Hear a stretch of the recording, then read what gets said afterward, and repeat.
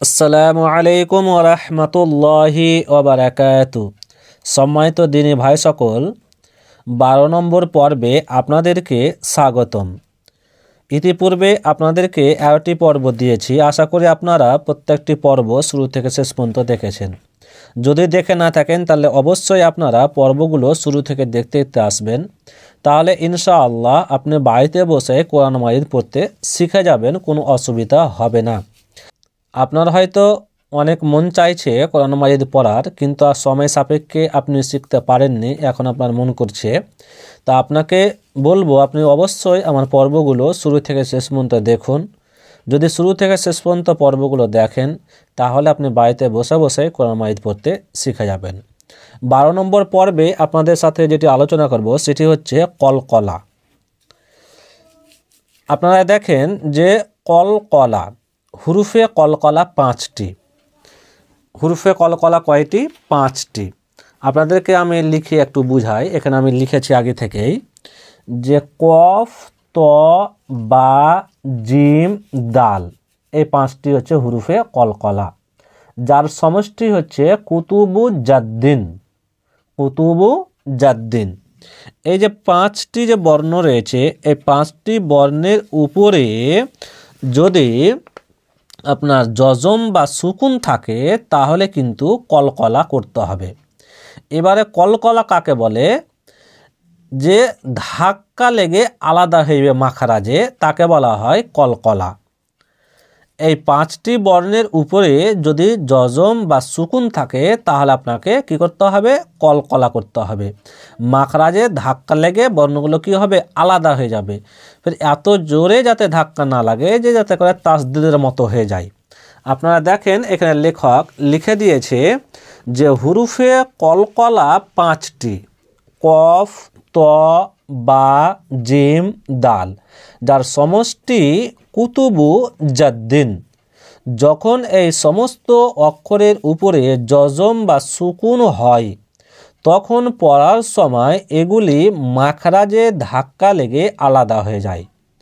তাছাড়া পড়ার সময় খুব বেশি জোর না দিয়ে এমনভাবে পড়তে হয় যেন তাসদিদযুক্ত অক্ষরের সঙ্গে সামঞ্জস্য না হয়। তাসদিদযুক্ত অক্ষরের সাথে যাতে করে মিলে না যায় সেদিকেও কিন্তু খেয়াল রাখতে হবে। মনে রাখা দরকার, এছাড়া অন্য কোনো অক্ষরে জজম হলে কলকলা হয় না। তাহলে আপনারা অবশ্যই এই 5টি বর্ণকে মনে রাখবেন। কফ, ত, বা, জিম, দাল, এই 5টি বর্ণকে কি করতে হবে? আপনাকে মনে রাখতে হবে, মুখস্থ রাখতে হবে। এই 5টি বর্ণের উপরে যদি জজম বা সুকুন হয় তাহলে আপনাকে কি করতে হবে? কলকলা করতে হবে। মাখরাজে ধাক্কা লেগে বর্ণগুলো কি হবে? আলাদা হয়ে যাবে। এই 5টি বর্ণ বাদে যদি অন্য কোনো বর্ণে জজম বা সুকুন যদি হয় তাহলে কিন্তু কলকলা হবে না। শুধু এই 5টি বর্ণেই কলকলা হবে। তাহলে আশা করি আপনারা বিষয়টি বুঝতে পেরেছেন। দেখেন এখানে অনুশীলনগুলো দেওয়া রয়েছে কিভাবে আপনারা পড়বেন। এই যে দেখেন বায়ের উপরে এখানে কি রয়েছে? জজম বা সুকুন রয়েছে। আর তার ডান দিকে যে অক্ষর রয়েছে আলিফ, সে আলিফের উপরে জাবার রয়েছে।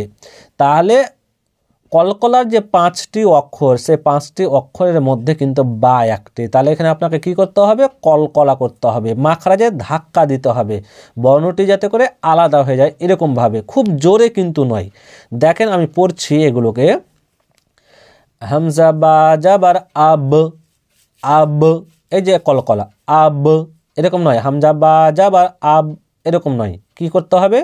হামজা বা জাবার আব, হামজা বা জেরে ইব, হামজা বা পেশ উব, আব, ইব, উব, আব, ইব, উব।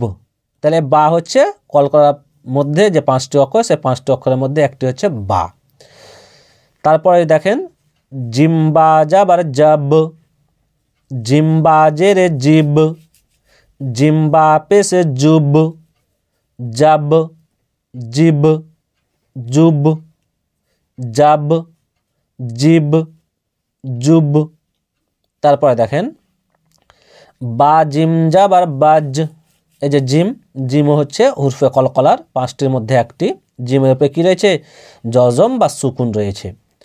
বা জিম যাবার বাজ, বা জিম জেরে বীজ, বা জিম পেশে বুঝ, বাজ, বীজ, বুঝ।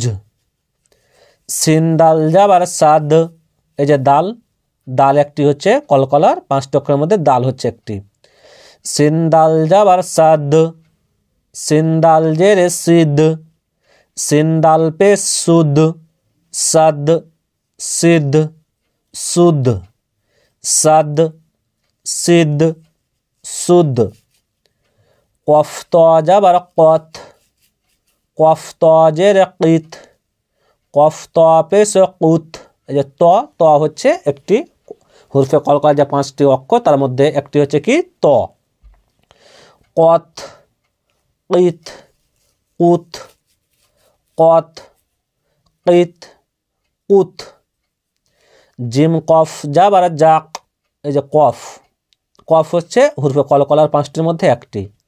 জিম কফ যাবার জাক, জিম কফ জেরে জেক, জিম কফ ফেসে জোক, জাক, জেক, জুক, জাক, জেক, জুক। তাহলে আপনারা দেখলেন বানান করে হুরফে কলকলার যে 5টি অক্ষর। এবার দেখেন উচ্চারণগুলো দেখেন, আমি বলছি ভালোভাবে আপনারা শুনবেন। আব, আব, আমি কয়েকবার করে বলছি কলকলাগুলো। আব, ইব, ইব, ইব, উব, উব, উব, জব, জব, জব, জিব, জিব, জিব, জুব, জুব। বাজ, বাজ, বাজ। বীজ, বীজ, বীজ। বুঝ, বুঝ, বুঝ। সাদ, সাদ, সাদ। সিদ, সিদ, মাখরাজে কি করবে? ধাক্কা লেগে আলাদা হয়ে যাবে। সিদ। সুদ, সুদ, সুদ। কত, কত, কত। কিত, কিত, কুত, কুত। জাক, জাক, জেক, জেক, জুক, জুক। তাহলে আপনারা উচ্চারণ দেখলেন কিভাবে ধাক্কাগুলো লাগছে। এখানে দেখেন পরীক্ষা দিয়েছে, এখানে কিছু বর্ণে কলকলা দিয়েছে, কিছু বর্ণে কলকলা দেয়নি, যে আপনারা সেগুলো ধরতে পারছেন কি পারেন না। দেখেন এখানে বাসিন যাবার বাস, তাহলে সিনের উপরে এখানে কী দিয়েছে? জজম বা সুকুন দিয়েছে। তাহলে কলকলার যে 5টি অক্ষর, সেই 5টি অক্ষরের মধ্যে সিন কি পড়ে? আপনারা ভালো করে মনে করে দেখেন। তাহলে হুরফে কলকলার 5টি অক্ষর কি কি? কফ, ত, বা, জিম, দাল, এই 5টি অক্ষর। তাহলে সেই 5টি অক্ষরের মধ্যে কিন্তু সিন পড়ে না।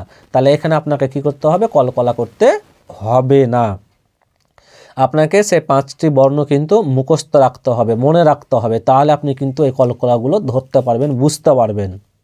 আর যদি মুখস্থ না থাকে তাহলে কিন্তু আপনি ধরতে পারবেন না। আর ওই 5টি বর্ণ বাদে যদি অন্য কোনো বর্ণের উপরে জজম বা সুকুন যদি থাকে তাহলে কিন্তু কলকলা করতে হবে না, এটা আপনারা মনে রাখবেন। বাসিন যাবার বাস, এখানে কলকলা নাই। কাফতাজের কিত, এখানে কিন্তু কলকলা নাই। জিম আইন জেরে জি, এখানে কিন্তু কলকলা নাই। জিমলাম পেশে জুল, কলকলা আছে? নাই। এখানে যেহেতু লামের উপরে কী রয়েছে? জজম বা সুকুন রয়েছে। গয়ন লাম পেশে গুল, কলকলা রয়েছে? নাই, কলকলা। ওয়াও হাজাবার ওয়াহ, এখানে হায়ের উপরে কী রয়েছে? জজম রয়েছে, কলকলা এখানে নাই। মিম হামজা যাবার মা, এখানে কি করতে হবে? ঝটকা দিতে হবে। হামজা হাজের ইহ, নুন সদ যাবার নাস, র হামজা যাবার র। এবারে আসেন নিচে গুলো দেখেন, ইয়া জিম জাবার ইয়াজ, এখানে দেখেন ইয়ার পরে জিম, জিমের পরে কি আছে জজম বা সুকুন রয়েছে। তাহলে হুরফে কলকলা যে 5টি অক্ষর, সে 5টি অক্ষরের মধ্যে একটি কিন্তু জিম। দেখেন এগুলোতে দেয়নি কলকলা, এখানে আবার জিম নিয়ে এসেছে। তাহলে এখানে আপনাকে কি করতে হবে, চিনতে হবে। তো সেই 5টি অক্ষর যদি আপনি মুখস্থ রাখেন বা মনে রাখেন, তাহলে কিন্তু আপনি এগুলোকে ধরে নিতে পারবেন। যেখানে জিমের উপরে কী রয়েছে, জজম বা সুকুন রয়েছে, তাহলে এখানে আমাকে কলকলা করতে হবে। ইয়া জিম জাবার ইয়াজ, আইন লাম জাবার আল, ইয়াজ আল, ইয়াজ আল, ইয়াজ আল। লাম জাবার লা, কফ দাল জাবার কদ, লা কদ, লা কদ। এই যে দালের উপরে কী রয়েছে জজম বা সুকুন। আর হুরফে কলকলার 5টি অক্ষরের মধ্যে দাল হচ্ছে একটি, তাহলে এখানে কি করতে হবে, কলকলা করতে হবে। মাখরাজে ধাক্কা লেগে বর্ণটি আলাদা হয়ে যাবে। কীভাবে বলবেন দেখেন, লা কদ, লা কদ। খ জাবার খ, লাম কফ জাবার লাক, খলাক। এই যে কফ, কফের উপরে কি আছে জজম বা সুকুন রয়েছে, তাহলে কফ হচ্ছে হুরফে কলকলা 5টি অক্ষরের মধ্যে একটি। তাহলে এখানে আপনাকে কি করতে হবে, কলকলা করতে হবে। খলাক, নুন আলিফ জাবার না, খলাক না, খলাক না। হামজা ত জাবার আত, এই যে ত, তো এর উপরে কি আছে জজম বা সুকুন। তাহলে জজম বা সুকুন যদি তয়ের উপরে থাকে, তাহলে হুরফে কলকলা 5টি অক্ষরের মধ্যে ত হচ্ছে একটি, তাহলে এখানে আপনাকে কলকলা করতে হবে। হামজা ত জাবার আত, আইন জাবার আ, আত আ, মিম জাবার মা, আত মা।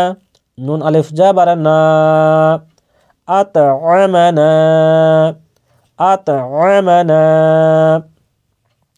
নুন কফ জাবার নাক, এই যে কফ, কফের উপরে জজম বা সুকুন, কলকলা করতে হবে।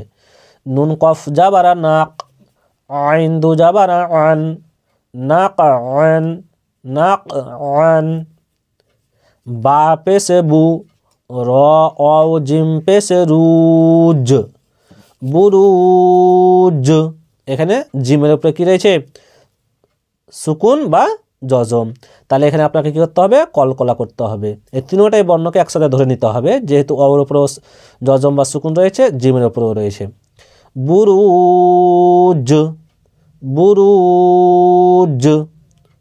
মিম পেশে মু, হা ইয়া তজের হিত, মুহিত। তাহলে এখানে কী করতে হবে, কলকলা, তয়ের উপরে জজম বা সুকুন রয়েছে, তিনটাকে এখানেও একসাথে ধরতে হবে। হা ইয়া তজের হিত, মুহিত। হামজা হা জেরে ইহ, দাল জেরে দি, ইহ দি, ইহ দি। নুন আলিফ জাবার না, ইহ দিনা, ইহ দিনা।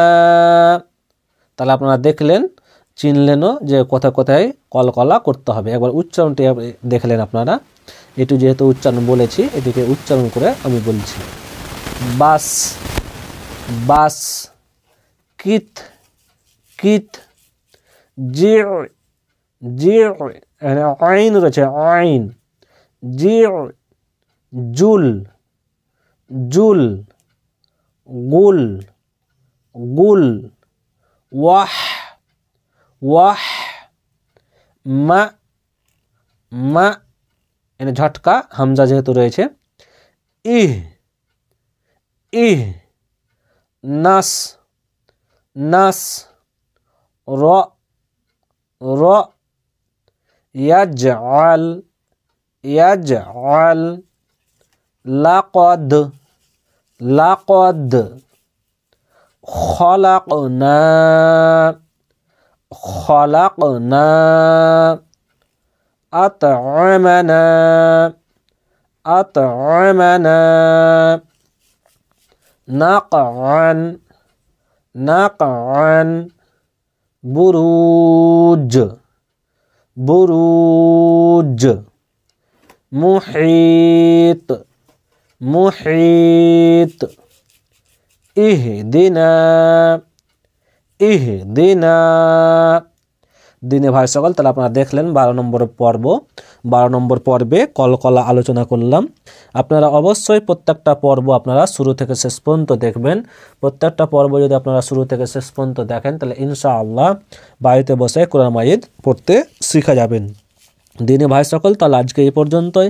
আবার পরবর্তী পর্বে আপনাদের সাথে দেখা হবে। আল্লাহ সুবহানাহু ওয়া তাআলা যেন আমাদেরকে সুস্থ রাখেন, ভালো রাখেন। আসসালামু আলাইকুম ওয়া রাহমাতুল্লাহি ওয়া বারাকাতুহু।